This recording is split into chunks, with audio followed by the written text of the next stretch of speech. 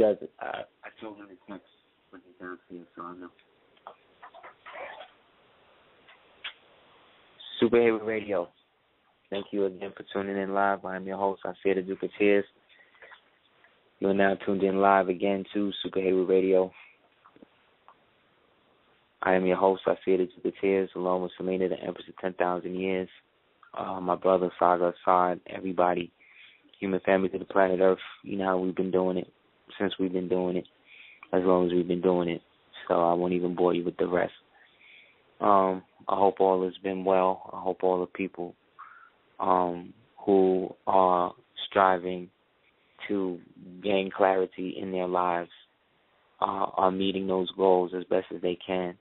And those people who are rummaging through disinformation as well as through obvious hate, that, you know what I mean, they find ways to deal with that and find a way really to come home. There's a underlying current of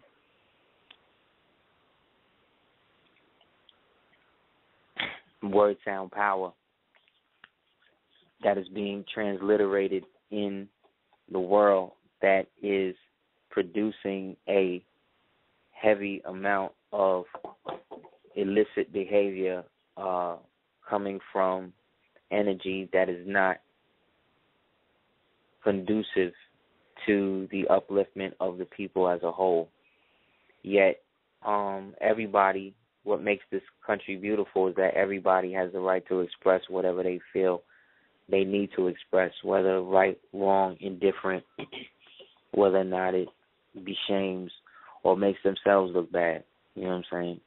Regardless of what the outside world or whatever people perceive as our individual situations or whatever those situations are, there seems to be a heavy, deep-rooted amount of angst and self-denial that I'm seeing running rampant in a community that is forcing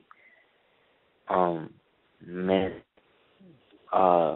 to take on postures that, to the trained eye, automatically alludes to what associations are backing their supposed personal agendas, you know what I mean, whatever they may be. Meaning that if you watch how a child expresses itself, you are watching how the parents express themselves. Therefore, any organization that exists today, in some ways, we are all children of them, you know. You can't say that if you grew up in Brooklyn, especially the era in which I did, you can't say that you weren't affected by the Nation of Gods and Earths or the Hebrew Israelites or, you know, the Red, Black, and or any movement. You can't say that you weren't affected by certain things, just like you can't say that you wasn't affected by the Jewish community and all of the different communities out of which you weren't even a part of. So what this shows us is that people every day are influencing your life that you have no direct connection to other than the service or whatever it is they're providing you for the betterment or for the upward movement of your own life.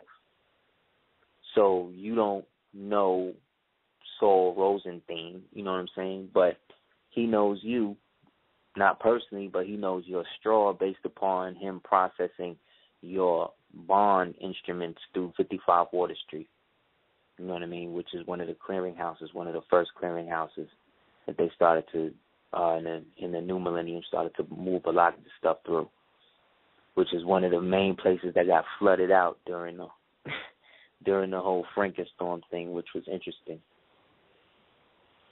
And these somewhat seemingly different events basically all correspond to the same idea that we are steadily spiraling into directions that are taking us further away from self-identification and more into the realm of ambiguity and ambiguousness, which is the agenda of most so-called movements that exist today. Not just so-called black movements, but just movements in general. Like I watch how people will like try to diss like Moors or Muslims and say things like, or posture things such as, you know, Muslims or there's no difference in this, and that. But when I actually read a lot of these so-called documents that don't exist, I be reading the term Muslim and how different it's used in context of Muslim, and then in further representation of Muslim law, it gets more into a customary fashion that goes beyond the advent of the religion of Islam. Everything has a beginning from somewhere else. So it's not like Islam just popped up in the world and everybody jumped on it. Like, no, certain people became fevered with it because for so long they had been under the jurisdiction of other people, namely original women, daughters of Seba, that they don't look at that. But when our people look at that connections or whatever, they need to associate it with some sort of transitional period out of a place or continent we'll call Africa. But those of us in the learned sphere or strata know that this represents something else, that Africa in a sense represents Earth. So being that great and terrible things happen to those who get the crown to rule, you get a lot of people who want to, when they ascend the throne of their own kingdom, they now want to set up the empire. And so an empire of Babel is really based on a tower, what was called a ziggurat, which means huge house or elevated stepped abode, basically. But essentially, step can represent levels or degrees, again, that people are going through in these Babylonian systems to reach the level to be able to control other people and then create their own movement from that. Either way, whatever these people want to do in terms of setting up things to socialize themselves, that's great. If that's what they want to do, because on Earth you can do things like you can create pseudo empires and pseudo kingdoms based upon you tearing down someone else. You know what I'm saying? But if there was nobody else, but if the man wasn't the man, there would be nobody to tear down. And this is for anybody. This is for Moors. This is just for anybody in general. Like, anybody could say anything about anybody, especially when them people is dead and ain't here. So essentially, when any of us think about the past or even bring it up in our mind, we are creating a construct. You understand? You're creating something that don't exist. You don't exist in the past anymore. The past was 10 seconds ago. You can't get those 10 seconds back that you just started in. You see what I'm saying? So therefore, past, present, and future are simultaneous to the Moor, to the one who sees beyond the veil, or the Moor scientist. Yet, that term has such power in this world that even Moors have forsworn to destroy other Moors who get close to the real understanding of what that is. They want to keep you domestic. They want to show and prove things to you that say that you don't have any international connections of nowhere else but Africa. But even in the context of Africa that they're speaking, you're talking about Moors. So, you know, the Moorish Empire, as existed, continues to exist in any ecclesiastical organization vested with the power of the dynasty or the majesty of the Moors. That's how real governments and ecclesiastical governments work. Not because I say so, you know what I'm saying? Not because that's what I'm decreeing or want to be true, but this is something that is actually manifested out of actual documentation from the very same government that these people act like they want to have nothing to do with or somehow are absolved from or have no collusion with or whatever they want to be with it this week. Because, you know, niggas have revolving relationships with the United States government, but the United States government only have one relationship with niggas. That is to lock them up, diseducate them, put them in jail, deport them, or whatever else they need to do, as well as make money off them in the meantime. So there is no real problem when it comes to how the United States wants to deal with a Negro or with a black man. And when it comes to legal or lawful standing, I mean, everybody is basically a Negro now, especially being that you had the mass niggerization of white people under the regime of George Bush. Look what that did to white America now. You know what I'm saying? Like, who would have thought somebody like Hannah Montana would have been in a situation that she's in now? But this is to show you the de-evolution and the going back to the original state of these people. You got to remember, when you look at certain movies about the Wild West and stuff like that, you got to know a lot of those wagoneers and pioneers and these people that exist, a lot of those people were cannibals, man. A lot of those people were in situations where they had no food and no one was helping them. And so they became bandits and stuff like that. And they started doing crazy stuff to ally themselves with other pseudo-nationalities to make money. And the money of the day was to depopulate as many autochtons as possible. And so you had some autochtons, Moors, Americans, whatever, who in order to just survive had to get rid of their noble garb and act ignorant and act like niggas. See what I'm saying? Just because there was kill orders on those of us that was in our noble habit. It's like that in some cases today. Somebody always got something to say about how a Moor is doing something, or whether this was true or not true, or you bugging or it's not real. Like somebody always all Moors want to do is show and prove shit to one another. And when I say Moors, me speaking of that Moors, I'm talking about everybody. I'm talking about anybody that's melanated of a dynastic bloodline, and that's basically all of us. But when you read books that allegedly don't exist that talk about the Moorish Empire and how Moors are to be dealt with, things like that, as well as domestic Moorish situations, if you were to read a book called Citizenship of the United States, Expatriation and Protection Abroad, letter from the Secretary of State. This was printed in 1906 from the Washington Government Printing Office. Praise be to Allah, the Moors who, again, do the research to bring stuff like this to position. There's a section where it talks about American nationals. And in American nationals, it says, the inhabitants of our insular possessions, Philippines and Puerto Rico, appear not to be citizens in the constitutional sense of the word. They are, however, subject in an international sense and have perhaps not inappropriately been called American nationals. It seems clear that they are within the scope of the treaties and the acts of Congress passed in the furtherance thereof, and are not only entitled to full protection, but it would seem are subject to criminal procedure before American extraterritorial courts. You see? So again, you can have a status, but at the same time, we could see that y'all are nationals, people that are of Puerto Rican, Puerto Ricano heritage and stuff like that. But nah, we're not gonna do that. We're just gonna put you under the criminal thing, because we killed all of your original Borican ancestors and turned you against anybody that's of that complexion anymore. So you'll fight to be down with us. You'll fight to be more mestizo than more Boricano. You know what I'm saying? This is why when you're a dark-skinned person who may speak Spanish or whatever, and you get around people who may be a Castilian, as much as they may not be on something, sometimes they bug out and look at you like, yo, how are you even doing that? Because they forgot that they learned it from you, that their grandmothers was like you. Everybody forgot, because we haven't made them remember. Here's another thing.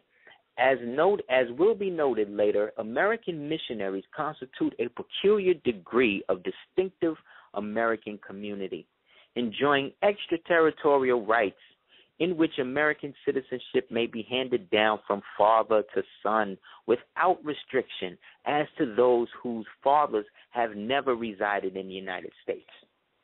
It follows naturally from this ruling that the issuance of passports to missionaries in extraterritorial countries whose residence there was continuous and practically permanent, and who could not allege any definite intention of returning to and residing in the United States, has been directed. Now, this is where it gets interesting.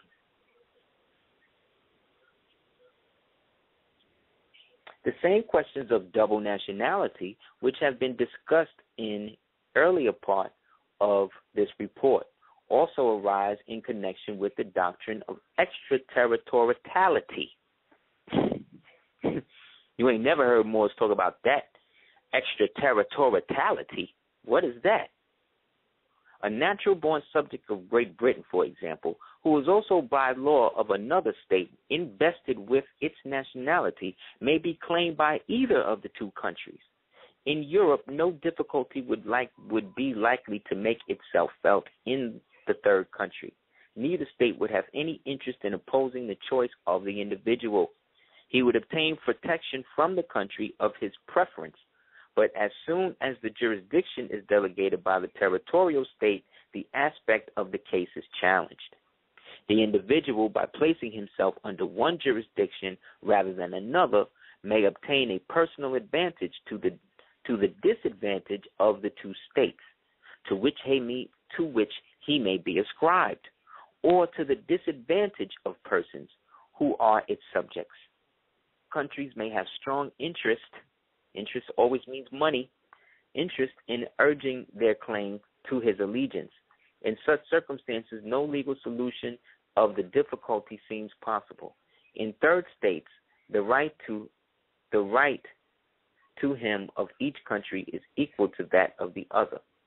There is no such reason on either hand for yielding as proofers itself when a claim based upon origin is met by a like claim, strengthened by the presence of the individual on the territory of one of the claimants. Unless diplomatic arrangement be possible, there is no escape from a flat conflict of jurisdiction. A similar difficulty evidently occurs when a person of double nationality is accused of a crime.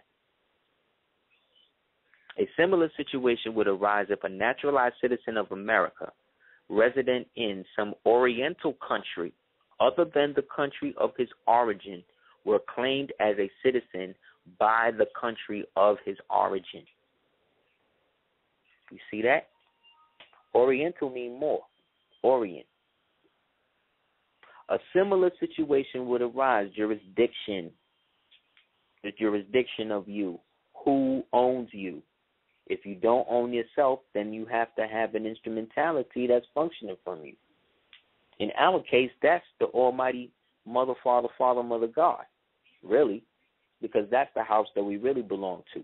But because now you live in a climate of a bunch of black atheists and these niggas who want you to believe in not the spirit, in not the soul, and believe that the soul itself is the all eternal, which, when given the aspect of all of our souls in the collective unit, that may be true.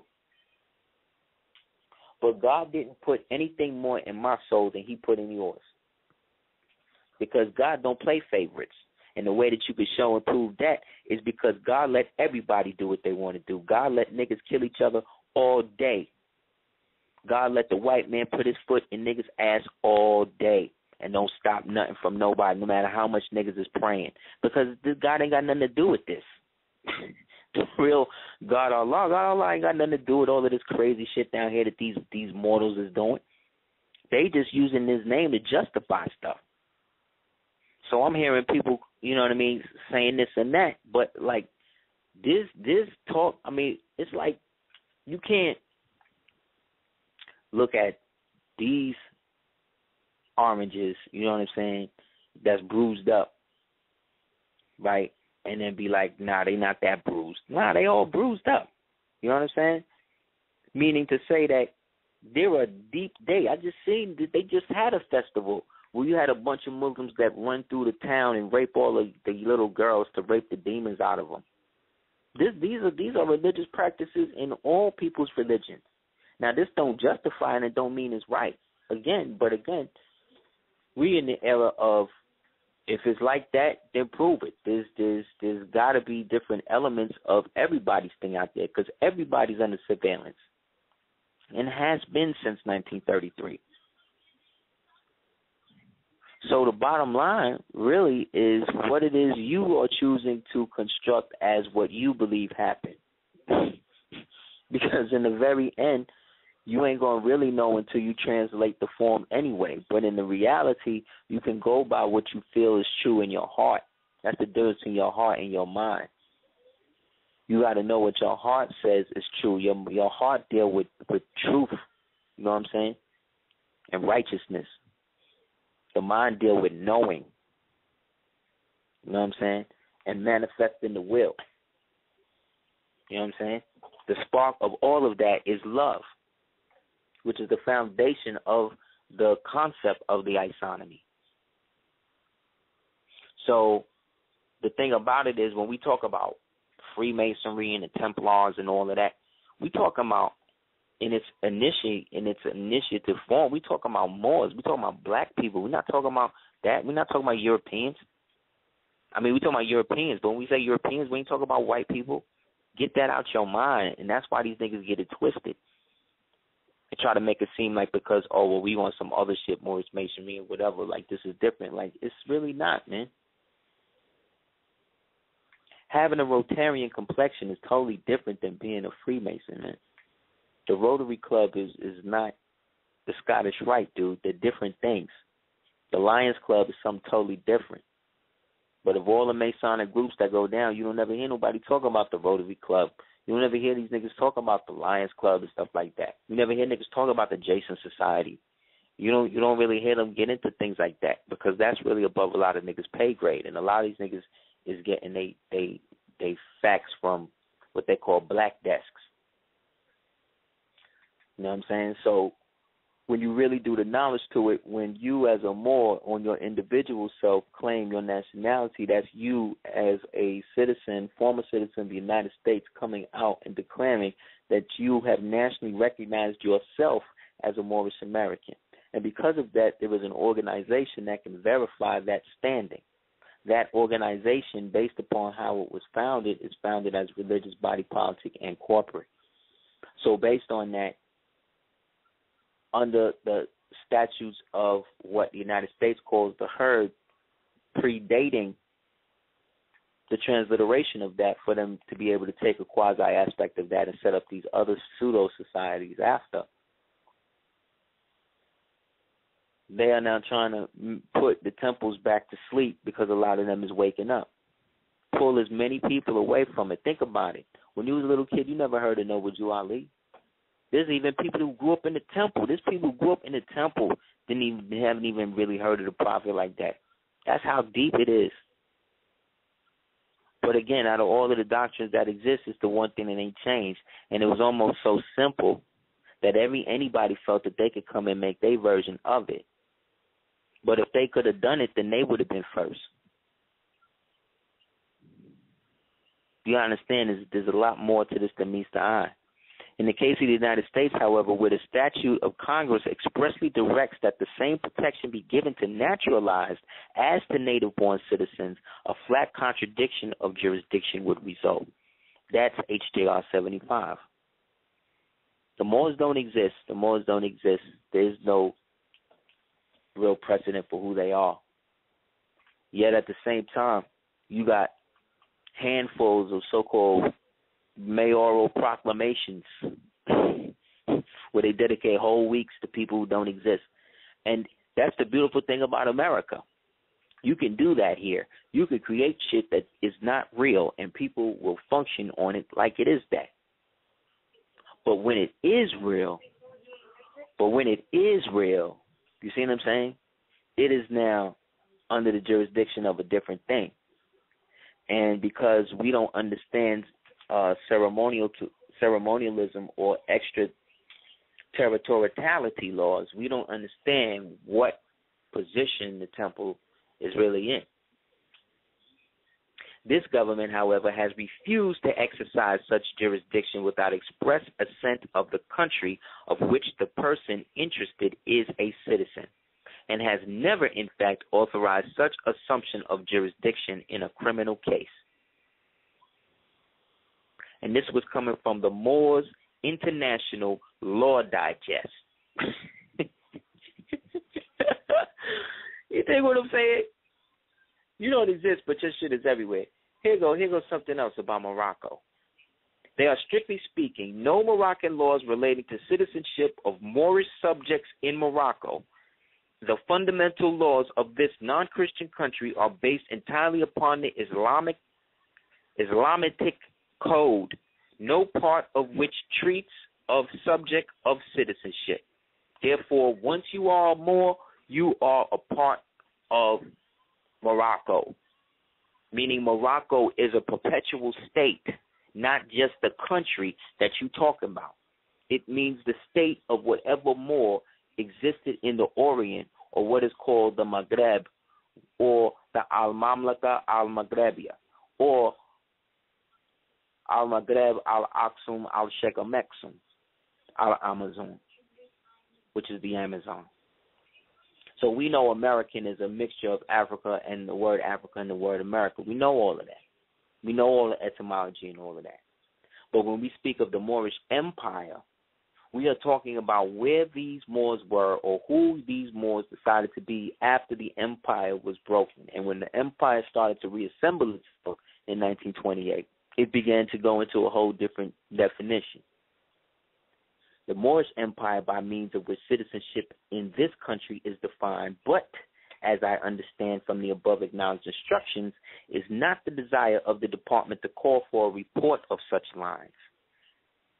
Number one, citizenship in Morocco may be said to be governed by the laws pertaining to the same in other countries, with exception that all persons residing in Morocco who cannot prove foreign citizenship or protection are considered ipso jure as Moorish subjects.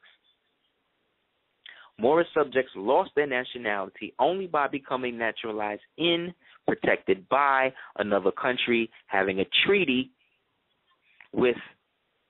relations with the Moorish Empire.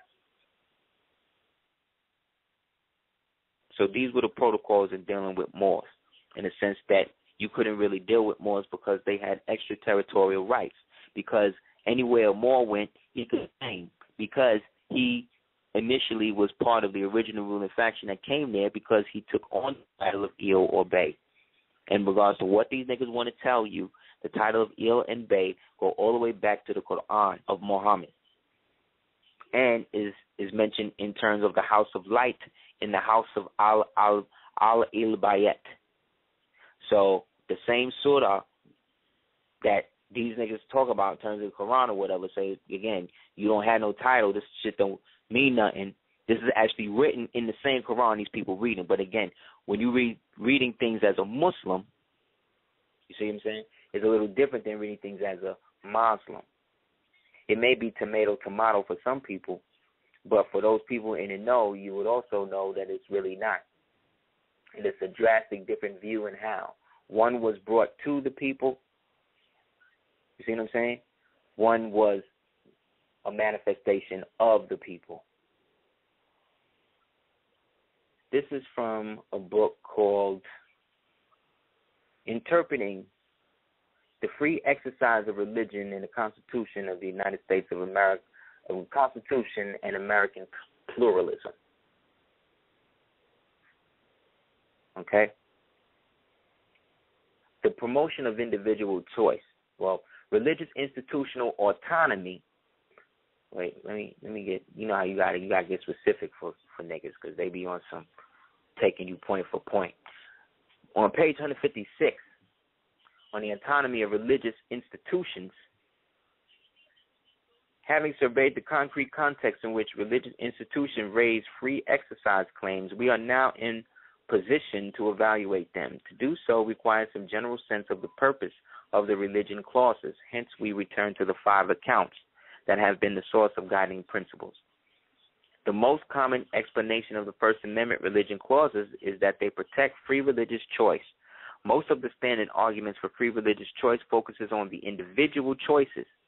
Hence, this explanation is far more effective in protecting individual religious practices than encompassing the autonomy of religious institutions. In fact, on the individual autonomy provides one of the strongest arguments against the cause for institutional rights. The free exercise principles protect autonomous individual choices, not choices dependent upon group membership. You see, Persons claiming free exercise clause exemptions must individually bear whatever burdens and sacrifices those exemptions entail. Exemptions. Remember, that's a statutory word. Group-based exemptions, by contrast, may confer benefits on individuals who are only nominally committed to the group faith, meaning that you can protect people that's not necessarily down with what you are, but technically you can only do that for people that's down with what you're down with. But in order to be down with this, the individual must proclaim their nationality. That's what it tells you in Act 6. There's a method to things. And why? Because after the temples was corrupted in 29, once they got flipped and reopened in 1930, what people don't realize is that the mandate and the authority that was vested into the temple was an aspect that turned the actual members of the temple into the temple or back into their noble self, which is why Congress had to put forth a declaration of acknowledgement that would allow the jurisdictional transference of citizenship to go to the proper venue or go back into the proper venue, which would be in the Moorish Science Temple, which is at that moment the individual who is proclaiming what their nationality is. That's why these niggas don't want you to do shit like that. Because then what that does is that individual becomes the strength that can then back the autonomy of the temple.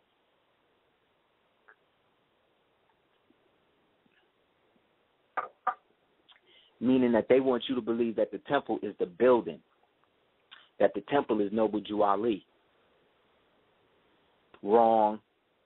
He flipped that when he transcended form on you and made all of us beneficiaries to the fact that chose to claim his name. His name was not his name. He didn't say call yourself Ali. They said that that is one of the names that's out there, but we reserved that for him. He said Il or Bay or any other suffix or prefix you want to use or should find in the future the right to want to use. They ain't do that for the Panthers. They ain't do that for the Garveyites. They ain't do that for the Muslims. Wasn't they going to lock Ali up? Elijah Muhammad and them Muslims said, hey, there's nothing we could do. How ain't nothing we can do when you understand extraterritorial rights when it comes into context with those who are part of original faction of those Moors come from the lands of Bled El Seba. If you hear any Moors or anybody bring that term up other than me, you know that they listening so they can learn. Because you ain't never heard no Moors talk about that other than on Super Heru Radio or who has been influenced by. And I'm not trying to claim the knowledge, but what I'm saying is these are little clues that you can look for so that way when you see these little puppet shows go down, you can know what is really going down and what information is really being challenged. But it ain't I don't have no dog in nobody's fight, whether it be the United States government, whether it be any of these other people. All I'm concerned with is what the faithful want to do. And those faithful are those of us that know that there's something else more majestical than this. And it is not vested in the things that I have been presented up until now to be that. Because if they were, I would be into that. The all-inclusive thing that I saw or have seen in all the so-called consciousness, black movements or whatever is moral science. Because it is the only thing I have seen that the foundation of it has not changed. And it is almost so simple that people want to find fault with it. But the white man don't. He already know. He has already forsworn certain things. He has already acquiesced. Even if it ain't true, he acting like it is. The only niggas that ain't is your own people.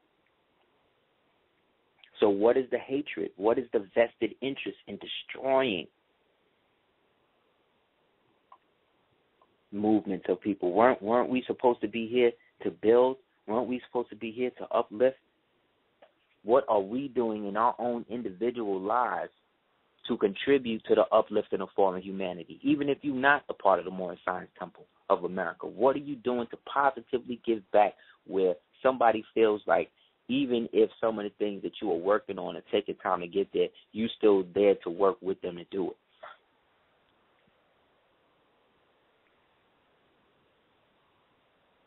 Enemies will gather to seem as friends, to be enemies always in the end. Whenever you see people going at each other, look at Nas and Jay-Z, for instance, icons in the so-called black community, in all black communities, conscious or otherwise. The coming together of those two men was great on the surface, but when we really digest and go through what happened, it came about based on great pain and great disrespect. You know what I'm saying? Not only of each other, but their own children, spouses, you understand, families. For the sake of a record, there were certain things that are not meant to be public, things that happen to people that are supposed to be private. But now, if you are private, people feel like you're not doing nothing. If you don't announce every 5 minutes what you eat, and people think you're anorexic. If you ain't spend every 5 minutes everything your itinerary of the day was that's going to be, you see what I'm saying? You have become an externalized vessel for somebody else to view in. You have become the constant food of the observer. And the appetite of the observer is one of constant consumption. And the consumption of the soul is manifesting out of the need for balance. And I see a lot of the issues and the strife in our community as straight up cries for help. But these brothers do not want to humble themselves and come into a supplication form to know that we all have to submit to something. I ain't met nobody that's so conscious that don't know, that don't gotta breathe. I ain't met nobody that's so conscious that even if they don't eat meat, they don't drink water, they don't go to the bathroom. Everybody submit to the natural laws of what they are.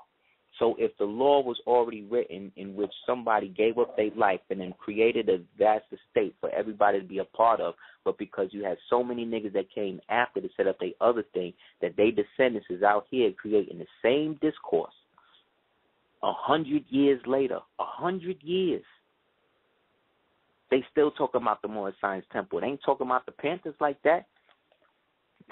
Keep it real. I'm just keeping it real. And for what I hear, most of the Panthers is trying to get nationalized. They trying to get into the temple. They trying to come home to the temple. So it must be something. Niggas ain't running to the Nation of Islam like that. I don't hear niggas talking about how the Nation of Islam is being run by the Church of Scientology, which is L. Ron Hubbard, which is Aleister Crowley. That's okay, though, because the minister could do no wrong, right? He obviously can't, because as a card-carrying Moor, he could run his constitutional monarchy how he want to run it.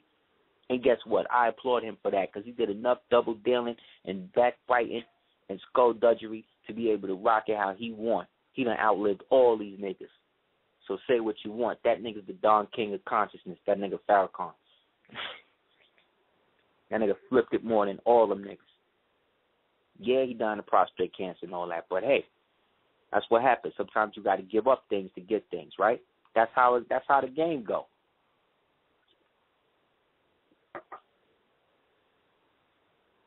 But everybody thinks that everybody that's not in their group is a heathen. Everybody that thinks that everybody that's not in their own position is a heathen. This is why the Moors can't get nowhere, because you got so many other people coming out talking about the Moors, man. You got so many people coming out trying to be Moors that's not a part of any real establishment, any divine right of authority or home rule. No, none of them. None of them. So they don't really know. As somebody that's in, I'm telling you, man, niggas don't really know what they talking about. I have seen vaults of evidence. I've written letters of Freedom of Information Acts to give unredacted copies for years on shit. Well, I'm reading actual niggas' names and shit, okay? I know where certain stories come from and who started what rumors. And believe it or not, a lot of the rumors that started initially in most of the movements came out of the FBI. And all of them started coming out of the temple. Everybody away from their true inheritance and the fact They have a history, a so-called African history that is not necessarily African, that is not identifiable with anybody else's history on the planet, meaning that when I say Egypt, I'm talking about over here.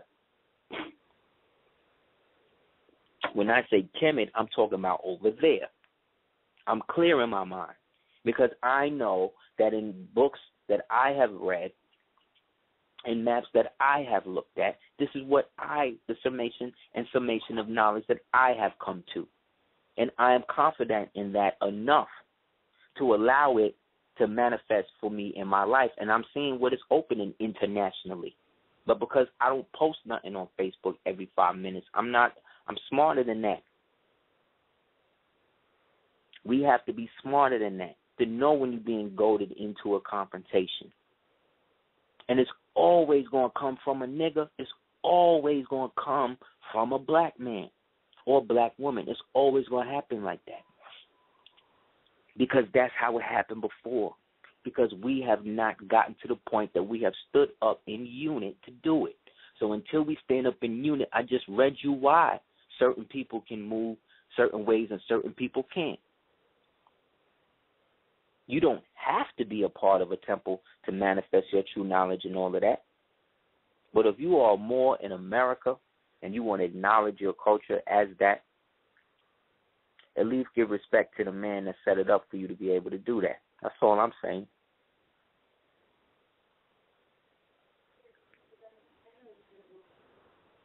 Almost done. They created a level of detachment based on this information that has provided a space for those true apprentices and those true people who may be yearning. This doesn't say that people who are in Masonry or whatever or any of these other so-called fraternal organizations, they're always going to want to claim that more has come from them. They're always going to want to do that because everybody wants to claim you before you get to claim yourself. Because once you stand up and say that I am this now, they have to prove that you're not. So you're never going to get a white man to come and prove to you that you're not a Moor or something. You're never going to have a white man tell you that, especially nowadays. You know what I'm saying? Niggas like me and Moors like us walk around with feathers and turbans and shit on all day. They can't do that now. You understand? What they will do is prop up one of their Negroes for that and get you caught up with him. So that way they could deal with the real Moors that know what they really doing and let they guard dog trap up the ones that don't have enough savvy or wherewithal to see past the BS.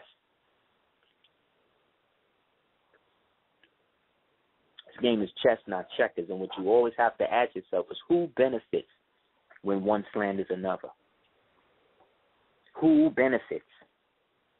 And what do those benefits yield?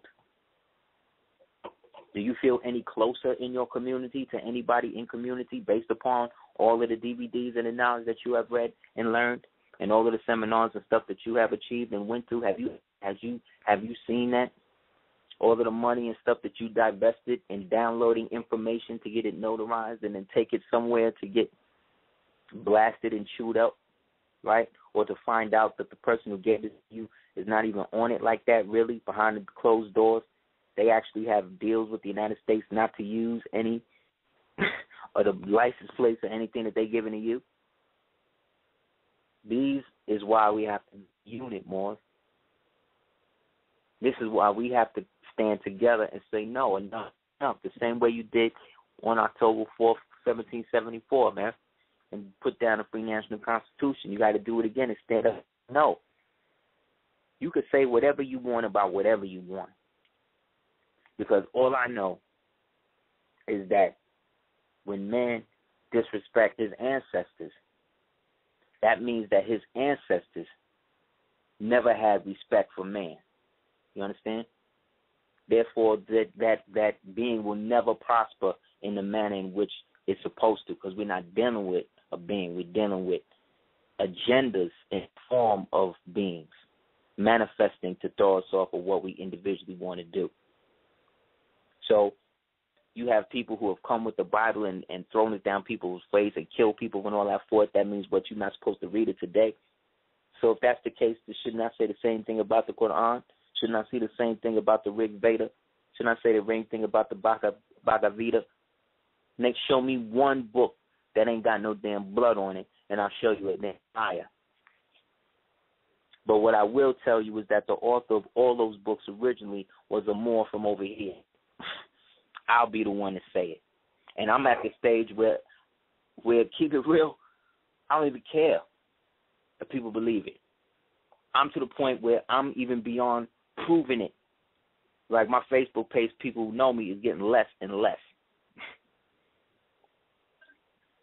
Because to the point it's irrelevant. I don't care what niggas think. If I don't care what niggas think about me personally, why would I care about what they think about me mentally? All I know is whatever I'm doing is working for me. I am doing is what I know I'm supposed to do. So when you're doing what you're supposed to do, you get where you're supposed to go. When you identify with what nation you are, when you make a choice that I'm this, then that means that you're not that. So niggas can talk to me about masonry and Moors and all this all day. I know what I've divined from it, and I know what's true and what's not true. I'm talking to elders that was actually in the temple, that's actually 80 years and older, that's in it, was in it then. We did what I'm saying, showing and proving, without me having to ask. You think when I went to niggas my age to build on certain things to find out knowledge, they was trying to help me? Nope, they was trying to get me to join a damn lodge. That's what these niggas be into. Because it's all about espionage for all of these people. So let them be on their spy versus spy shit. What you got to be on is what you know to be true, and that can only be divined out of your heart.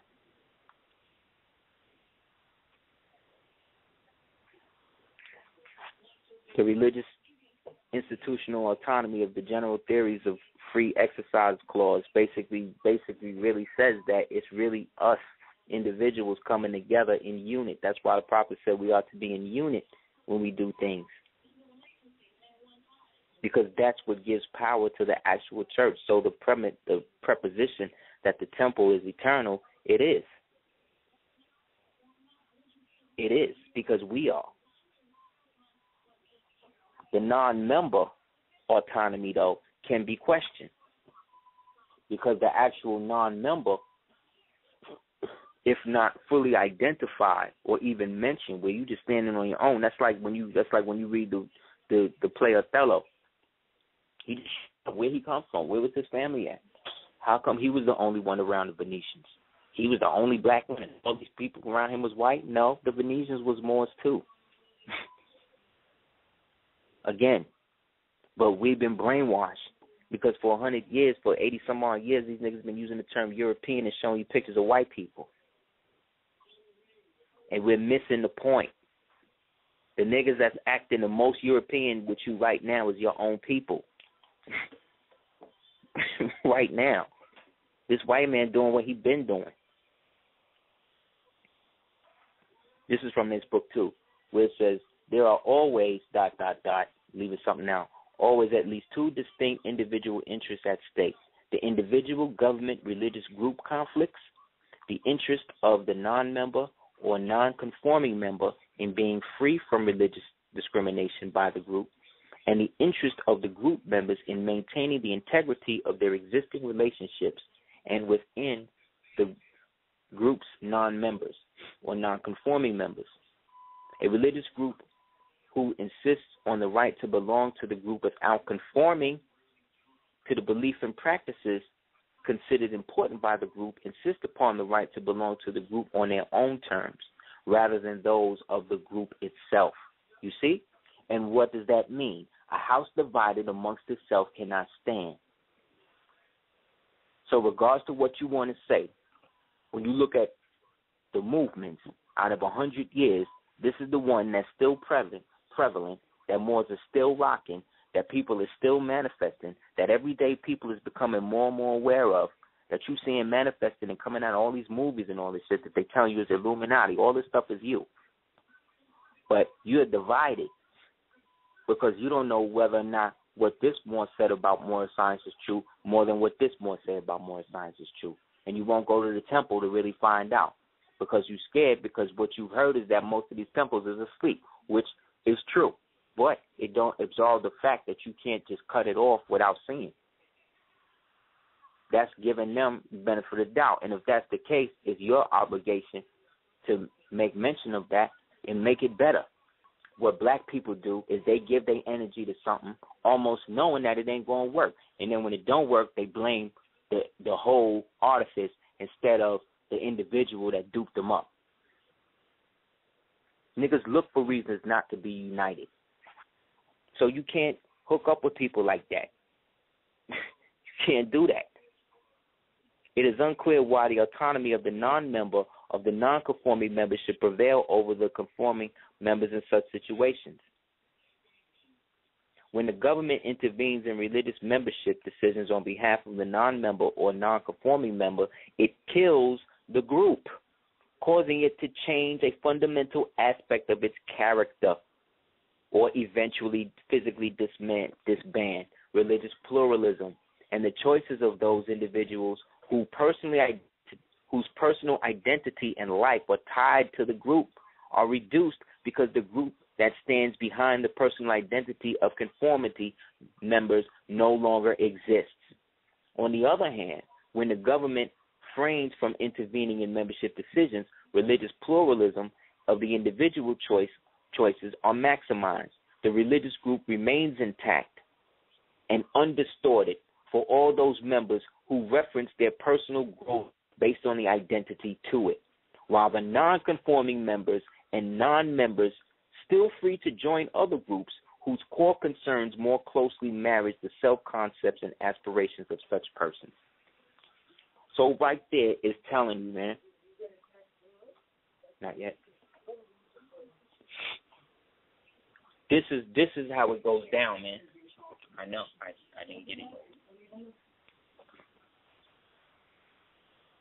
That's what goes down. These people create a different situation, and they create a whole different group, and then try to still use aspects of what the movement was to try to like benefit their own and try to make it seem like they on some other shit.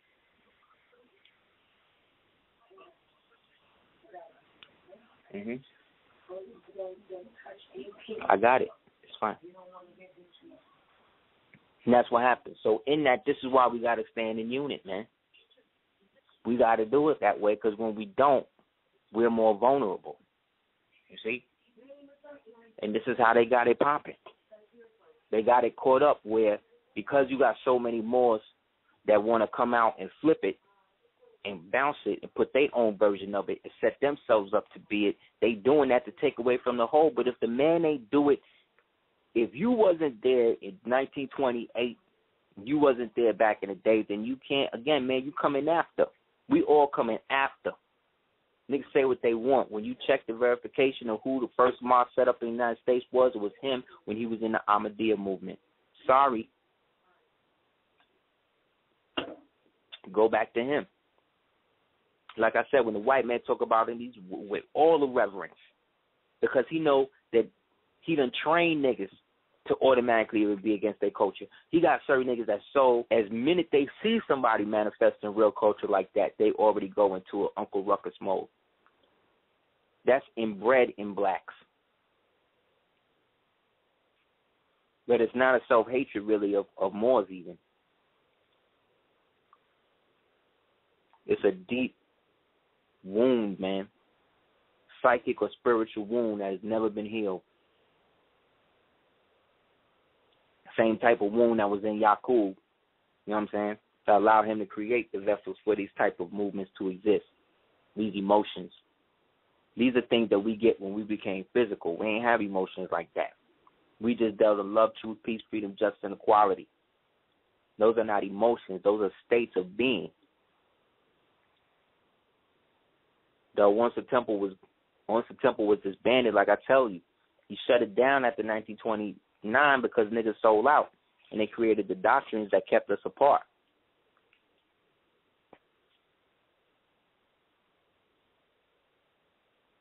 They created a different level.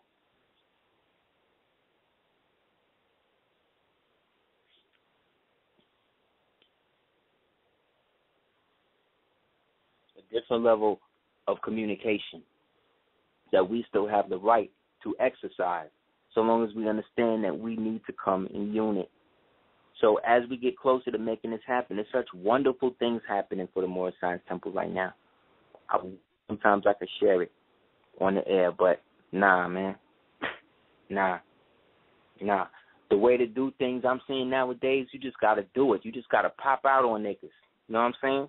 Niggas see you doing better. Niggas got to see you in a position to do that. You can't be out here talking about what you're going to do, because you'll get 50 million niggas trying to light black candles upside down and shit, trying to stop you from doing it, especially when you niggas, when you somebody like me with this thing. Surrounded on all sides, man. It ain't no joke.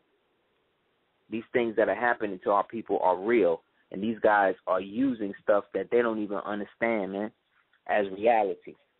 So being that we are, like I said, an ecclesiastical organization of merit, one of the oldest ones in America, man, that's something to be proud of. But now niggas want me to be ashamed of it. I got to be ashamed of my nation. I got to be ashamed of what happened in my history. Again, there's nothing in my history I could look to and be like, damn, this is dope. Nah, nothing in this history is related to me. You know what I'm saying? Like nothing of merit come from me. I always got to give my association for my nation to somebody else and some other group. So I can't wear fez because that's what Moors wore. I got to wear it because that's what the Turks made the Moors wear, right? I can't wear a turban because that's what the Arabs made the Moors wear, right? Come on, man. But then how is it I'm seeing pictures of people in ancient Babylon and Samaria and all that with feathers and turbans with feathers and all that? How I'm seeing people in Mesoamerica with the same thing on? They on that too? They not here too? Nah. They don't want you to have nothing, man. Especially these niggas from here. They don't want you to have nothing that make you special. You know what I'm saying? They don't want to have nothing that make you look like you more than just the average. They always want to make it seem like what you were part of is coming from somebody else. You know what I'm saying? Like, it's cool, man, if that's what niggas want to do. But, again, man, Papa said make it plain. Make it plain. You understand? Make it plain. If it's too intricate and all that, we're dealing with transparency nowadays. We're not dealing with all of this extra, figure it out. There's a puzzle. All of that is dead, man. That is dead, yo. You got to get past all of that. If it's too intricate and all that, it ain't going to work, man. It ain't going to work. Regardless to what these niggas tell you, what you want to believe, it ain't going to work. That's like me watching Selena do yoga. I'm watching chicks go all out, do all kind of crazy shit. I done watched this woman over the years turn her body into how she wanted to look just by being consistently doing that, how she wanted it to feel and look based upon being consistently doing that. You think sisters will be really doing that? No. Most of her clients, again, is going to be other nations, other nationalities. You know what I'm saying? And she's offered. I've watched her offer. I've watched chicks make up excuses not to do the shit with her, okay? But then 2 weeks later, I'm watching them on Facebook or whatever doing it with some white chick. Like, this is the type of shit I'm saying, man. And I'm just not even talking about, I'm saying that they do this to all of us. They ain't just doing it to Selena. If you a conscious, moral-bitous woman and you live in your real culture like that, 10 chances to 1, you got a bunch of chicks that's living off of your home remedies and all of that, and they ain't giving you no respect for that. They feel they ain't inviting you to their dinners and all that. They'll invite your kids, but they ain't going to invite you. They ain't going to do that because, again, man, this ain't about all of us coming up together. These niggas want to have, like I tell you, if this white man was going tomorrow, these niggas will be worse. These niggas will be the main ones making it harder for you. They should be the main ones enslaving you. Trust. The prophet said, he said, be careful, because if you don't pay attention, it'll be your own brother to sell you into slavery. He right. It becomes a situation where, like I said, peoples, we got to know what we want, and you got to have faith in what you know in your heart is real, because you're going to have, again, all types of people telling you this that look like you, like you said, the most people who are against what you're doing is people that look just like you. You know what I'm saying? But a lot of people don't. They'll be the ones to say the opposite. And that's what I'm trying to say. Like, it becomes a situation where we have to, again, come in unit and allow each other to be ourselves, man. Don't put on no airs and all of that just because you feel like you're above people now that you got certain knowledge. Like, all that type of shit, man. So I'm saying, man, that's what be turning people off from real shit. You know what I'm saying? That's what make people feel like, yo, this dude is talking down to me. Like I said, you got people that's coalescing together. These niggas is grouping together, figuring out ways to distract you. Grouping together, figuring out ways to detract away from the whole, man. It's just real talk. And these are the same people, like I said, that you'll be out there supporting, going to their thing. You know what I'm saying? The same way niggas will talk, call niggas this, call niggas that, but then these same people will go out there and still support them, like Beyonce. Chick actually took to Twitter and asked her friends to still, ask her followers to still go out there and support Barney's, despite the fact that they out there racially profiling and locking niggas up in their dungeons in Macy's. You understand? Because her and her man is still getting money with them.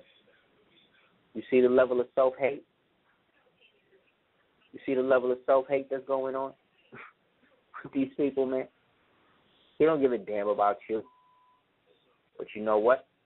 Let somebody get free tickets to a Jay-Z concert. They'll go. And you know what? Why not? That's the other thing. I think sometimes we got to not be as rigid in terms of our thing, because this cracker will sell arms and buy guns and sell drugs to his people, your people, her people. He don't care. That's why he could claim himself to be God over people. Because like I told you, God don't discriminate. The white man discriminate in terms of niggas and shit, but he really doing that to keep the population of those of us who could potentially come back and take the government in terms of the original remnants of the national constituency coming back into power. So he want to keep as many niggas keeping us as Negroes as possible. That's all they want, no? They want to keep you dumb. And that's good. Don't let nobody make you doubt in your heart what you know is right, man, and what you feel is right. And if the shit sounds too confusing, and if there's too much hate and angst in the environment that it's coming from when it's giving it to you, you need to know that something else is going down. There's another fix.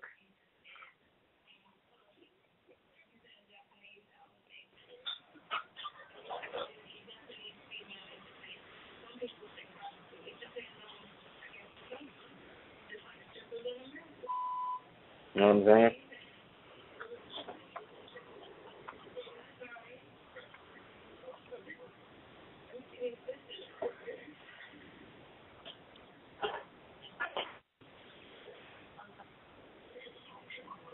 Yeah, here we go. Let me read it again. A very great deal of the diplomatic correspondence of the United States in regard to the extraterritorial rights has arisen out of the denial of such rights to American missionaries in the Orient. We are the American missionaries at the Moorish Science Temple because the Moorish Science Temple don't have citizens. The Moorish Empire don't have citizens. It only got consecrated missionaries, consuls, special envoys, sheiks, grand sheiks, sheikesses, Muslims.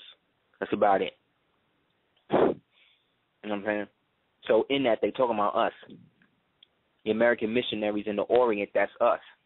Although many of the European nations have special relations with certain ecclesiastical organizations and act as representative and protector of these organizations in the Orient. And even Great Britain and Germany are traditionally to defend the great faiths which are so closely connected with their national history. So again, what does that say, people? What does that say? Why can we say that the United States and Britain got to acknowledge us? Well, let's look at what happened in 1928.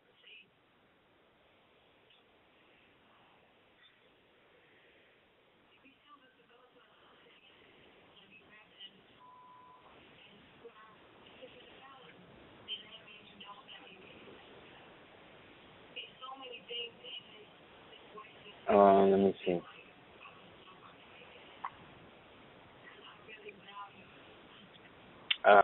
Let's see.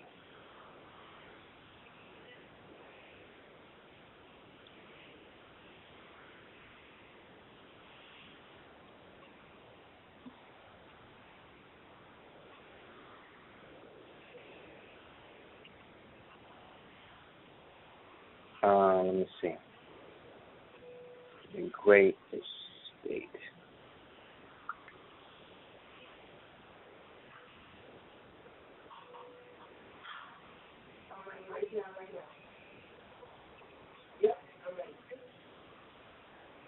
Let's see. Yes, it was on January 8th, 1921, when the Sultan came and set up the monarchy. And once he set up the Islamic monarchy of the Hijaz and the Najd, the Hijaz represent the conquered dominions that were outside in Bled el-Siba, meaning those of us who were conquered because we were denationalized and put under a fictitious jurisdiction with the help of our Negro sellout brothers. He reestablished it, and the kingdom with the realm was split into two sides.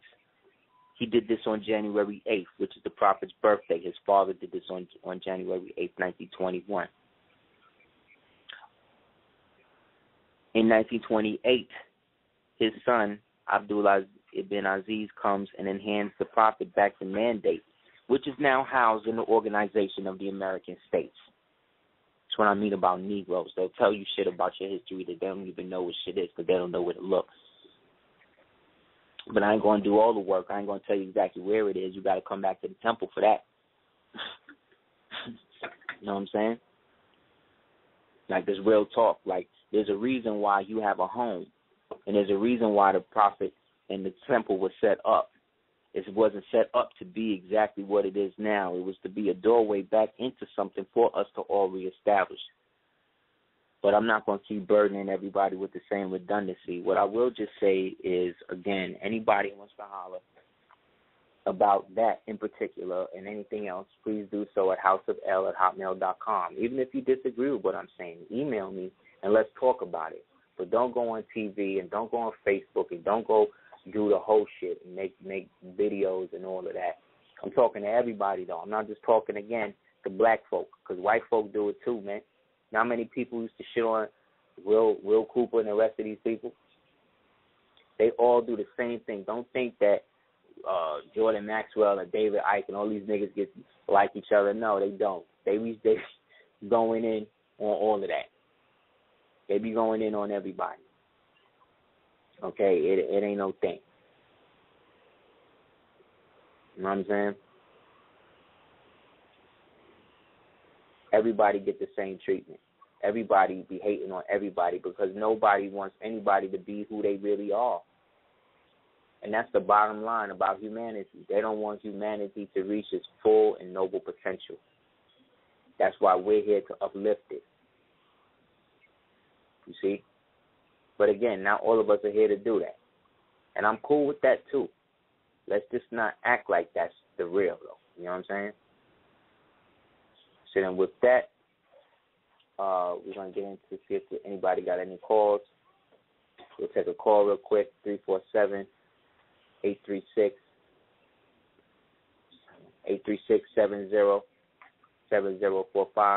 Oh, sorry. On Super Heru Radio.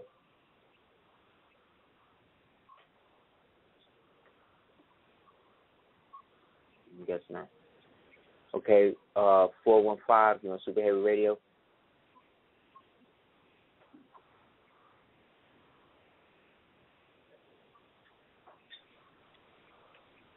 5. Hello? Heru Radio. Peace. Peace. What it do? Peace. Am I online? Yep. Oh, yeah. Peace and blessings, man. It's my name, Cardinal, man. I'm from San Francisco over here in the Fillmore area. Doing good, man. I was just listening to the show. I've been listening to your past shows for a minute, man. It's been definitely enlightening, young brother, man, for real. Thank you, Lord. Thank you, Lord. And I want to take up your time, but let me just ask a question real quick. Just want to know if I'm on the right path or whatnot as far as like the history, because I've been listening to your past stuff, and you just been on straight history about, you know what I'm saying, just the past on how everything happened with the Moors and the people that have been naturally here or whatnot. So how do I go about, you know what I'm saying, searching about my like history in this area, specifically like San Francisco area, because you know, so my family come from the projects or whatnot, but also come from Louisiana and South Carolina. So I was on the tip, like I was searching like I was going into like the history of like the Anunnaki and stuff, and trying to just start there, and then follow that into like the Bible or whatnot, and try to mix it, because they say like because a lot of stuff is the same, like Inky is Ptah or whatnot. So I was just trying to do I start there and then trickle down to like the material stuff that really happened, like that you be talking about, or do I just skip to what you be talking about? You know what I'm saying? Just forget about that Anunnaki, angel, Elohim type stuff. You feel me? Well, it's all one and the same. You know what I mean? Like our history is translated to us orally, whether by really, it's always was supposed to be orally. So the books and stuff we use to verify it are just stuff that we got to do now because we don't believe niggas, you know what I'm saying? But essentially, when it comes down to it, if you know that the region that they from, South Carolina and Louisiana, so you know that's Washoe, which is Washita, and that's also Abenaki, Wabanaki, Chattahoochee, which is Cherokee, as well as what else is in South Carolina? That's also a relationship to the Moors in the southern regions of like what we now today call New Mexico, Texas, Mexim as well, because at one point the Yamasee territory went all the way down into South America like that, and that was all south north and Georgia, parts of South Carolina, tips of Louisiana, all the way down. For sure. You know that's what's up. And so then what you about just go by the name. Then you just go by your family name. The oldest relative, whatever their name was, you use that name as the basis. Father side, mother side. You know what I'm saying? And then once you got that, you just choose your clan. So your family, your tribe is going to be the name of, like, your family. You know what I'm saying? Okay. So the oldest person, like, as far as I could go back, the oldest person, and then go from there to the tribal names. Well, yeah, whatever their name was, that's probably their tribal name. So your tribal name is your last name. You see what I'm saying? But we've been taught that our last names are slave names. So we don't believe that, you see what I'm saying? We believe that these names that we got that sound English are that, when really the Slavics, right? The Slavs adopted these names, and that's when they became slave names, because slave means Slav. And the Slavs or the Slovenians, again, are these descendants of the Europeans who, when they came here, almost reduced to cannibals. You see what I'm saying? So, so that would be your tribal name. So your tribal name is your family name, and then your clan name would be like a Il or a Bay. Okay, for sure. One more question, big bro. Is that cool? Yes. All right.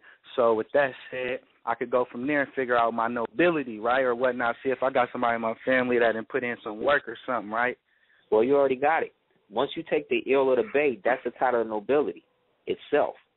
So that's your clan thing. So that ignites the nobility in your tribal name.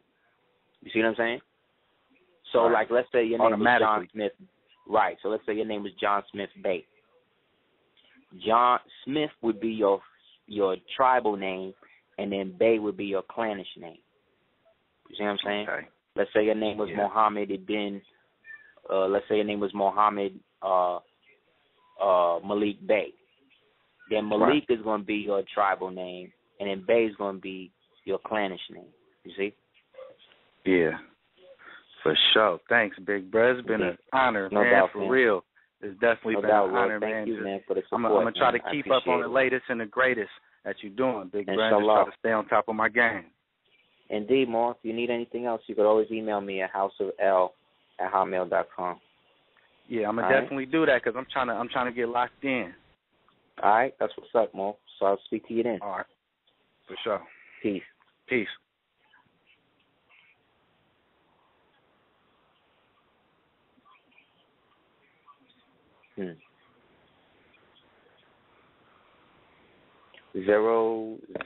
Excuse me, 34314.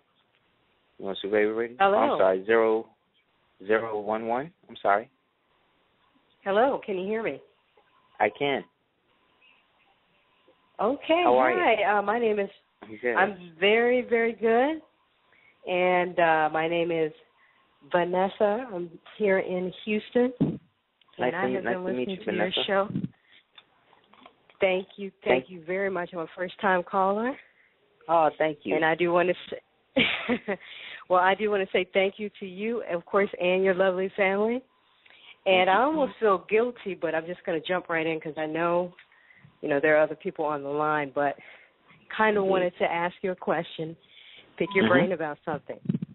What's up? Can you tell me what the name of the native people, the original natural people of the Arkansas area are, in particular northern and central Arkansas?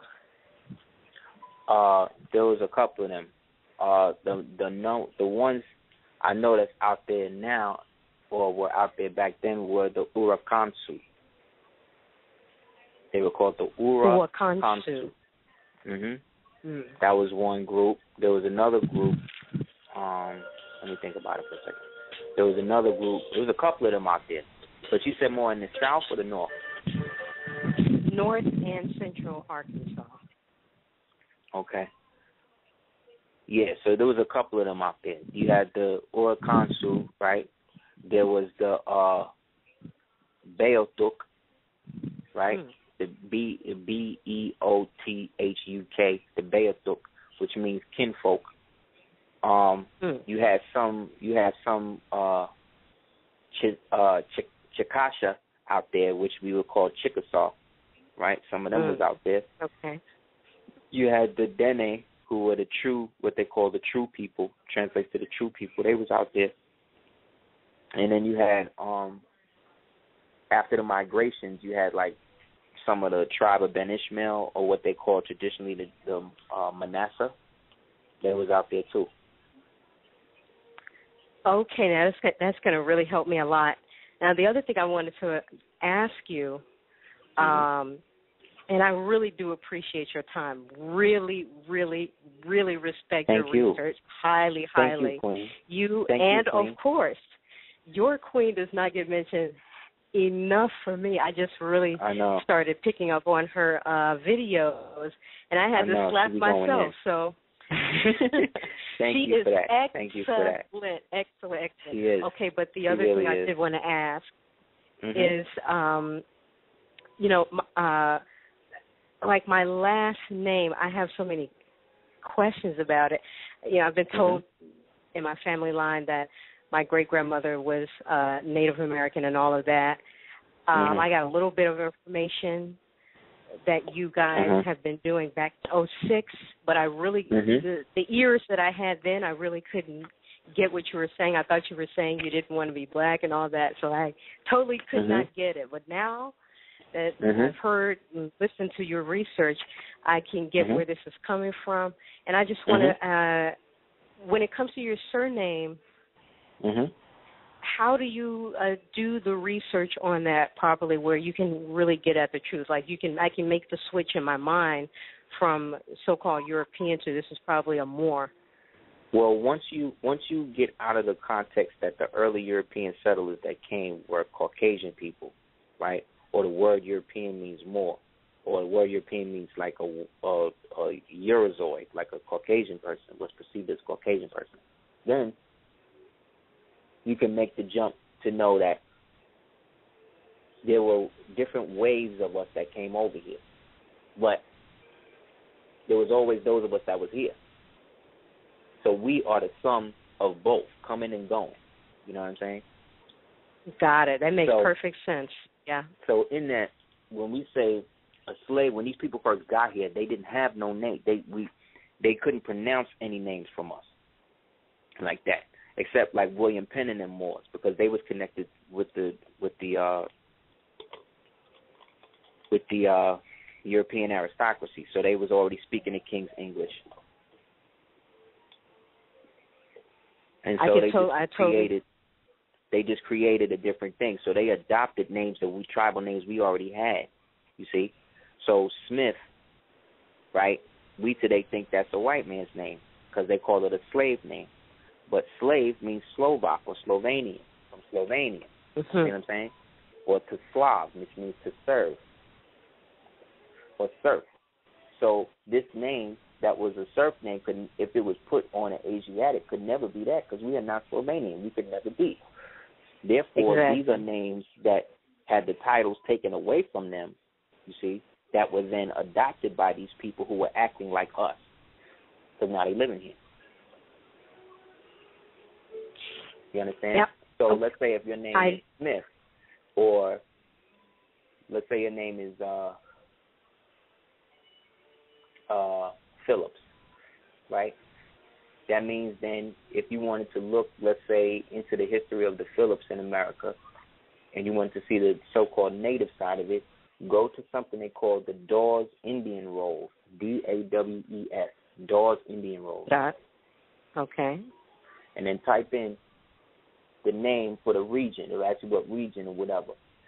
And if a name comes up that's similar to yours or is yours, find out what county or whatever they was from. Once you get that, whatever clan name that you decide to adopt now, whether it's an eel or a bay, you see, accentuates now and activates the nobility back in that family name, in that tribal name. You understand? Because our tribal names became our national names after we lost the ability. So it used to be I was a Smith.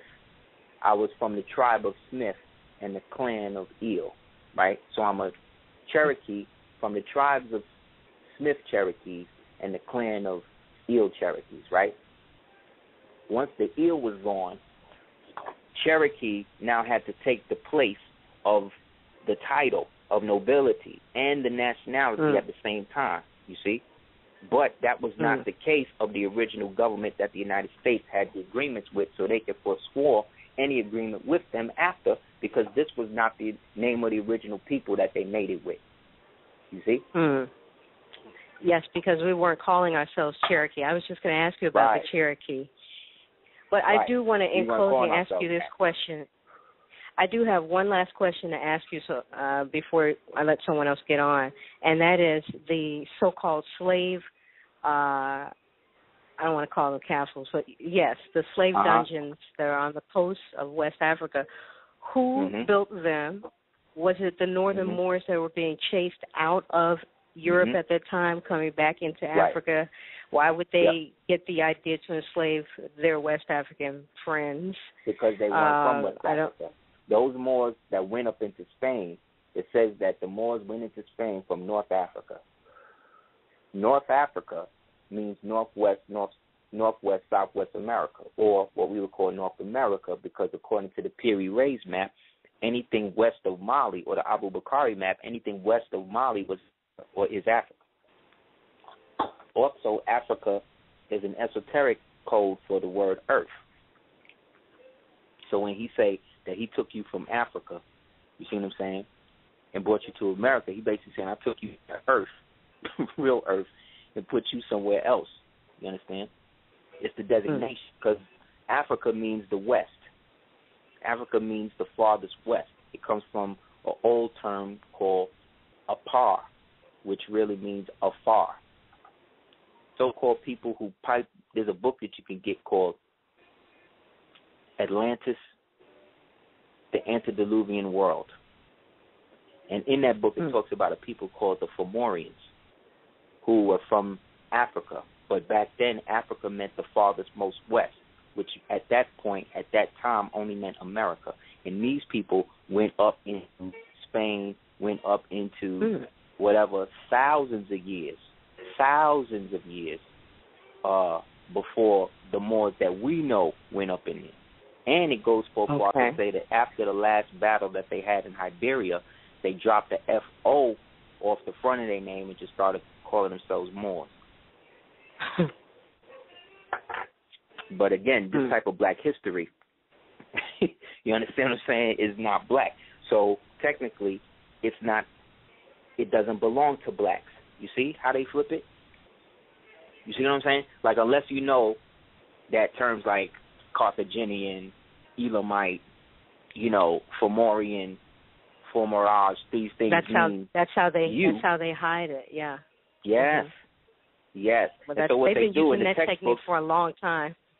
Yeah, because they just put pictures of them dressed like us in that time. Exactly. But you don't question it, so you don't. Yeah, and we don't question, because anything that we see them in, a lot of us stay away from. We figure it's exactly right. That's the joke. The joke's on us. Well, one last question. I'm glad that you did answer that about the slave castles, because I had suspected. But now the Confederates. There are plenty of books that you've quoted. Just last week you gave like 30, 40 books. Yeah. But the one I was most interested in was the ones that speak of Black Confederates. Yeah, I'm going to hang up. Could you go into that a little bit? And indeed. Were they thinking that they could rule through these through the whites somehow? I mean, how were they thinking that they were going to stay on top in that situation? And thank you. Well, no doubt. There were two confederacies in what we would understand. There was the traditional Confederacy of 1774 to our Confederacy, which is the Articles of Confederation, the Continental Congress, or the Continental Congressional Confederacy, right, which was at that time 13 zones of 48 states. And these states, again, represented the individuals as well as the collective of, at that time, what the national general government was. And so these guys, our forefathers in that sense, were also called the planters. And they were into enslaving a lot of Caucasian people to run the tobacco plantations in England. England at this time is the 13 colonies. You understand? It's not Albion over across the water. This is, when we say England, we only talk about over here. So they just got to a point where they could not sustain their own infrastructure anymore because of all of the Caucasians that was running off the plantations and all of that. So they created a system by which they could depopulate the national government, while at the same time use the depopulated national governments redesignated as Negroes to help rebuild or build up the United States, and not have to pay them, because technically these Negroes would be in a new form of indentured servitude that we'll call chattel slavery. So all slavery in America, the first industry in the United States was kidnapping. That's what built everything else in that sense. So all of these movies where you see Moors getting locked up and kidnapped, 12 years of slavery and all that, that's true. But they just not giving you the fact that you was actually a part of a national government. And nowadays, people don't want you to say that. Or they don't want you to believe that you actually have something of value invested in this country other than turmoil and servitude. 609, you on Super Heru Radio? Peace. Dr. Aseer? Peace. Yes, it's always good to hear from you, sir. And you come with such great scholarship. I wanted to see if you could talk about how the Zionists have taken our culture and, taken the whole Hebrew aspect, of Yaqub and what have been our heritage, and how they're living and you know, with the riches and the wealth, and really they've covered up the history to say that it's theirs, and the whole thing is a lie, and we know it's ours. Now it's being uncovered, saying it's ours. How can we start walking into that whole wealth that we're supposed to be walking into and take it back? That's a great question, brother. Thank you. Very simply, in my opinion, it's just coming in unit with a direct understanding as to how our government works. Mm-hmm. Most of our people don't understand how government works. And it's like the prophet brought the government and reduced it to such a degree in our sense due to the fact that a lot of our people were not civically literate. So he created a manner with the basic divine constitution and bylaws for people to be able to understand and deal with. So if we were to come home to the temple and start to understand how that works for us today, we can then evolve it into the level of what the theocratic aristocracy is. Right. Despite what people want us to believe it is, they just want us to believe it's some sort of quasi-Masonic organization that is being puppeted by the white man. That is the Negro spookism that was set up, again, by people like Albert Pike, who was a Scottish writer, and another Prince Hall Mason named Fulton Jackson, who both served as Confederate in the Confederacy under John Drew, who was Noble Drew Ali's father, right? In John Drew's regiment, we can get the book Confederate Cherokee, the story of John Drew's regiment, to read about that. And they both agreed to manipulate the situation to help, at least on the esoteric side, to have an alternative to the rise of Islam and the Moors back to nature, custom, and habit in America by creating these false Masonic or Freemasonic organizations that would act like they was against each other, but then work together in secret, such as the NAACP, the Benign Brit, the ADL, the JDL, the ACLU. You know what I'm saying? All of these alphabets. And that's a lot of what Steve Coker used to talk about as being the Black Boule, which is really organizations of black people that are financing white supremacy. That's right. You can get the book The Naked Capitalist by a guy named Quigley, and I believe in the hundreds, I forget what page exactly, but he talks about how the Ford Foundation, the Rockefeller Foundation, the Carnegie Mellon Foundation, any organization that would come out toiling and calling for the death of white people that came from black people automatically got money. Automatically. And Rhodes and them was giving money to it too, because this was all to destabilize the public's view of the United States government. Because at the time, the federal government was trying to preserve the rights of the so-called Negroes to a degree, while at the same time allow for the Moors to get theirs. That's the only reason why they would put out H.J.R. 75, which was the only provision out of all of the bankruptcy that addressed us as a national people with a title, and said that the Moors from over here, as it said, in that handsome race that came out of the plains of North Africa and went up into Spain and inspired the architects, said that we came from over here and went over there and asked for the pharaohs of Egypt to come back over here. That's why the prophet was also known as the Egyptian adept, because one of the pharaohs, the Moabites, who was the sultan, came over here and asked permission, in a sense, gave back the permission of the pharaoh of Egypt, who at the time was the prophet, and received the mandate to then file the Vasa State Trust that we are all beneficiaries of, whether we like it or not. Right. If we come right and exact. Okay. So thank you, brother. Sure. Thank you, sir, for inspiring that. Indeed, and blessings to Brother Steve Coakley. Because without him, we wouldn't even know about half of the COINTELPRO stuff they got running on. That's true. That's true. Islam, brother. Islam, peace and blessings. Peace.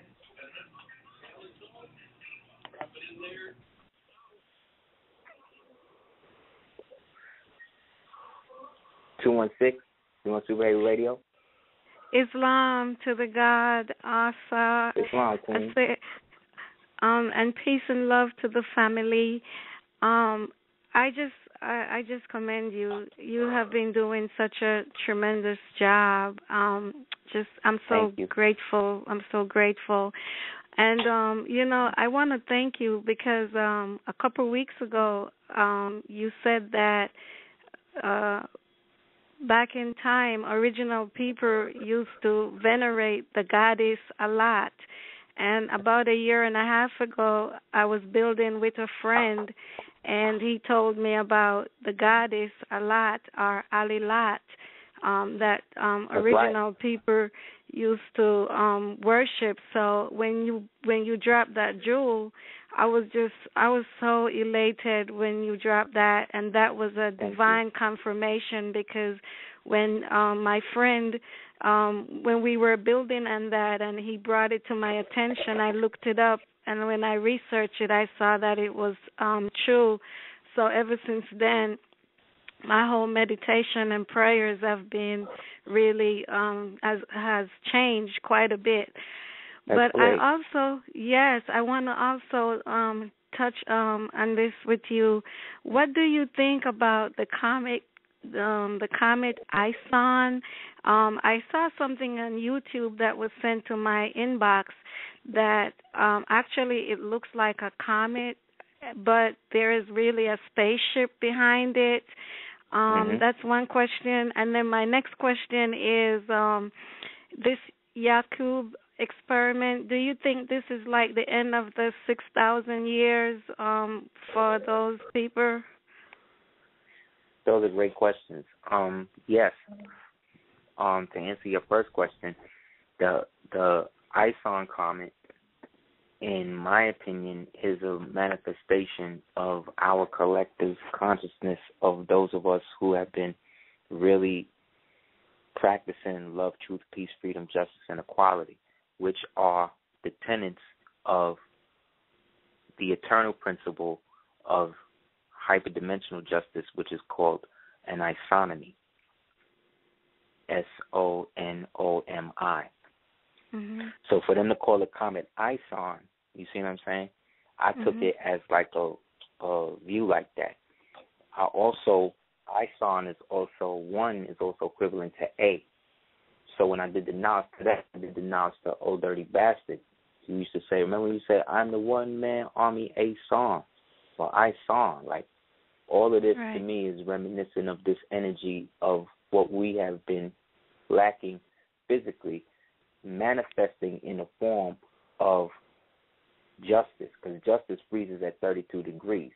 So a comet, which is an ice ball, see what I'm saying, represents that which is hurtling towards us as it passes Mars, which is the planet of war closest to our atmosphere, you know what I'm saying? To me, it's a manifestation of our collective thing. So whatever's behind it, you know what I'm saying, is going to be a higher manifestation of that principle. You see what I'm saying? In a more magnified or amplified manner. So what they'll probably do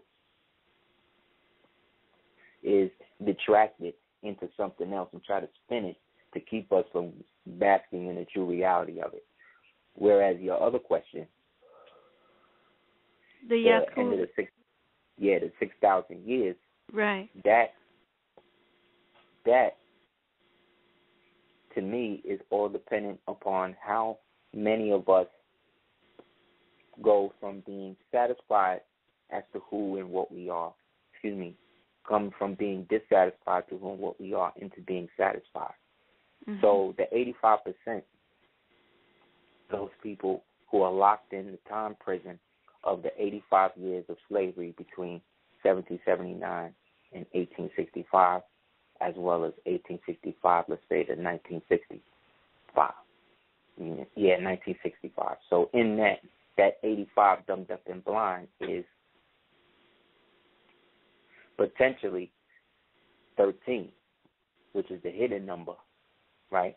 Which is a manifestation of our knowledge and our understanding, which then will born our culture, our way of life. So in order for us to really be able to get past the Yakub thing, we have to accept the fact that it is a reality, at least in our history. You understand? It's in everybody else's history too, but it's shrouded and concealed. And it's under Masonic lock and key, so you don't really know unless you're really in. You see what I'm saying? Yeah. We're still at a point where these people are still being born with tails. They're still trying to destroy the sacred feminine. You know what I'm saying? They're still trying to impose an artificial mosque in the womb of the woman. And this is what the Muslims are doing. You understand? They're creating this whole attack on Allah. But again, this is a representation of over 10,000 years of them being ruled over by women, candidates such as yourself. You know what I'm saying? And those who didn't want to do that ran away and lived in the highlands like animals, the savages. So by the time we had to start to civilize them and convert Allah now into a manifestation of the religion, you see, now they now take that in a primary position, which gives them the verb zeal to get it done. While we're traveling behind them, they're like the comet, and then we're like the black force behind them, moving in and setting everything up. So by the time they all finish fighting and kill them off, the whole thing is set up. But instead of them now taking a position, they now want to get rid of us, get rid of the women, and then set themselves up in a perpetual battle against the white man. Right. Yes. You know what I'm saying? Yes, absolutely.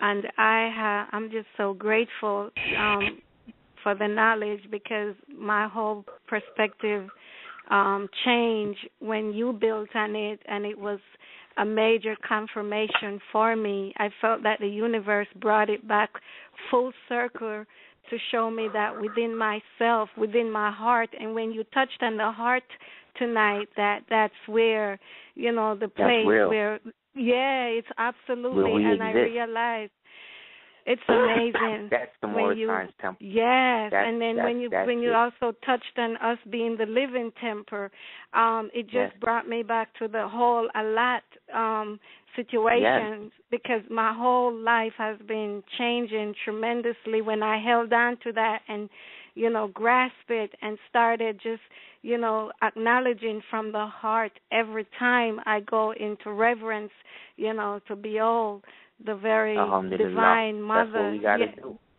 Yeah. That's what we got to do.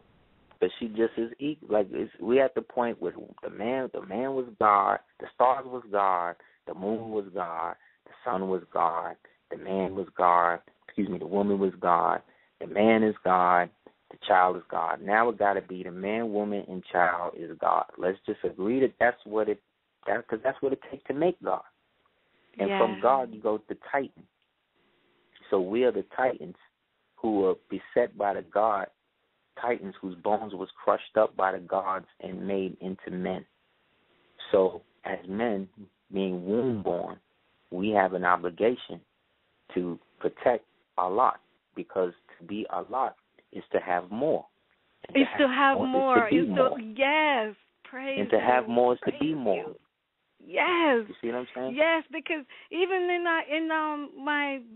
in my meditation with thanks a lot, it's like it's a whole lot more. Thanks a lot. And I'm seeing a whole lot more to be thankful for. So I am so You see how they did us? Yes. You see how they do us? You see how they do us? Just like a more mean love. Just like a more, they mean love. Mores mean love. So again, we are the foundation. No matter how many people that look like us want to act like it, they can say what they want. They can do what they want. They can come out with pictures. They can go into time machines, come back with shit, whatever they want to do, man. That ain't changing what I have divined from it, what you have divined from it, and what we are building on it today. And that's what they're really trying to stop. So all we got to do is keep praying, sister, and having faith in the Most High and what we're supposed to do, which is in ourselves. And inshallah, we'll be there on that day, walking right past these niggas. That's right, and brother. That'll be that. Yes, so thank you again for right. calling, man. I appreciate You're it. welcome, brother, and thank you. Just keep up the good work, and peace and love to the family and Islam. Islam for you and yours. Yes, thank you. That's real talk, man. Well, we have one more.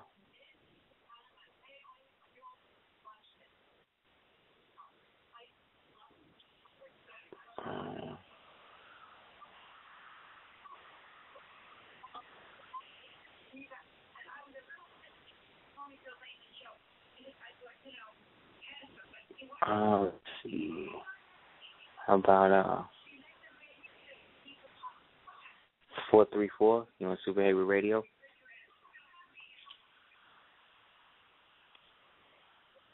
Peace, can you hear me? No. Peace. Indeed, I can hear you. Wow, that's amazing because I didn't even press the one. This is Queen. Wow. Peace. Hey, Queen. Peace. How you doing? I'm good. I'm just listening, but now that you mentioned something about because I didn't get to hear the whole show. When you mentioned Thanks a Lot, it's a Girl Scout cookie named Thanks a Lot, and I'm sure they, what is the word? Advertise that to all the world or whoever. But look at that. I just want to say I appreciate because I wasn't prepared to speak, but it's amazing the work you're doing. Thank and you. The family, and I look at the Facebook post. I'm glad you have that page because I was looking at the Thanksgiving post you put up, so I'm going to share that with my feeds tonight. Yes, please, please. That's not real. Tonight, not tonight. At the gathering when the family comes in. I'm going to do that. Right. That's going to be better because it'll be more people. But that's real talk. Yep. You have knowledge that is assisting the young high schoolers out here when they're in these AP classes, advanced classes. Thank you. Even regular classes. My fees take knowledge from because they'll ask me a question. I'll be like, well, I don't really know, but I recall Aseer. They all know Mommy on the Radio Show on Monday. I recall Aseer speaking about this. So let's look this up and see what you can take back. And I tell them anytime they want to sit down and actually compose an email, I'm sure you will be glad to include their question on the show. Yep. Anytime. But take care, and as you and Selena say, love and light. Thank you, Queen. And I appreciate that. the support, man, and we send that back to you and yours, man. Anytime they want to send it, I'll be glad to send a response and definitely read it on the air because that's what we need. Okay. Yep. Thank you, Queen. Thank you. Peace. Peace. It's good she brought that up as we close out. I'm going to read this. This is about what happened to us and what Thanksgiving really is to these people and what they really celebrating.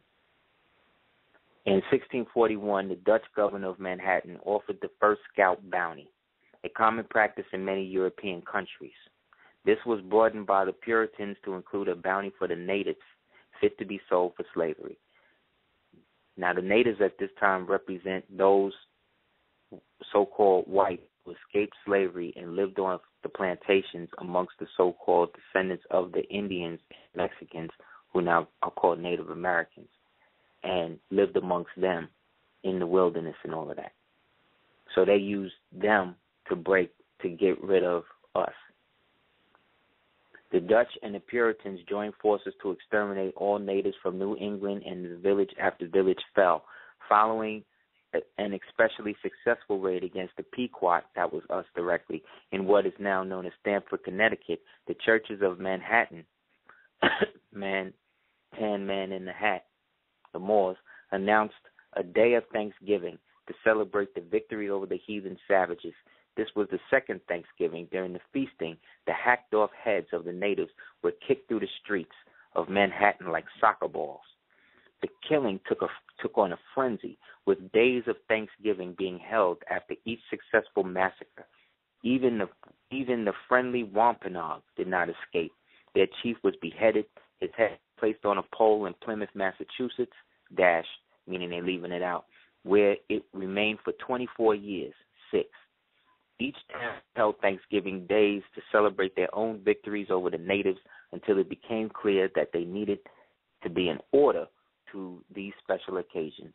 It was George Washington, a.k.a. Washington, who finally brought a system and a schedule to Thanksgiving when he declared one day to be celebrated across the nation as Thanksgiving.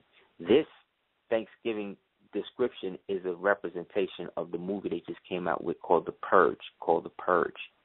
Look at that movie. That's the Thanksgiving that they trying to initiate and go back to. That's what this is based on. It was Abraham Lincoln, though, who declared Thanksgiving to be a legal national holiday during the Civil War. On the same day and at the same time, he was ordering troops to march against the Sioux in Minnesota. So again, in our society, it is not uncommon for modern celebrations to have arisen from black and evil beginnings. Over the centuries, Thanksgiving has become a special day to join with loved ones in an offering of thanks and on blessings. Some give their time to help the homeless and the hungry. It is now a day of giving and of honor and true thanksgiving, and I don't mean to diminish that. In your Thanksgiving to come, I would ask that you offer a silent prayer for the spirits of those who were sacrificed so long ago. You and I did not commit these atrocities, and we are certainly not responsible for the behavior of our ancestors, be they red, white, black, or yellow. However, we are charged with the responsibility of learning our true history and having the courage to behave with honor and dignity towards our fellow man. Remember, it is the lessons of history are not learned that will surely repeat themselves, that today's and tomorrow's are the histories of ours to shape. Shape them carefully. This was written by a woman named Julia White. So again, was all about the Moors and killing us. So we want to give honor and thanks and praise to those of us who pray against us and pray that they somehow find the light. But until then, we need to light our own path and do what we need to do. Anybody that wants to holler at me about nationality and things like that pertaining to Moorish Science Temple 2A out here in Al-Andalus, email me at houseofl@hotmail.com. You can also check out www.aseer.com for any materials that you'd like to check out that we've done and are doing. You could also check out www.darkskull418.com for the world's most dangerous comic book novel. Believe me, you'll love it. Check out www.cookingmorewithless.com. And also, if you wish to donate anything to Moorish Science Temple 2A, you can do so through PayPal, through dukeoftears@gmail.com. Thank you guys for the support. And inshallah, those who are in the dark will see the light, and those of us who are in the light shall ascend past the dark. So, again, if anybody wants to see or know what will befall people who go against the word, you can get your Bibles and read Acts 5, chapter 1, verse 1 to 11. That's Acts chapter 5, 1 to 11. Check it out. Super Heru Radio. Email me. Check out me on Twitter at dukeoftears@gmail.com. Thanks, babe. Yeah. And yeah, the Queen said any donations would be greatly appreciated at dukeoftears@gmail.com. We definitely appreciate it. Peace.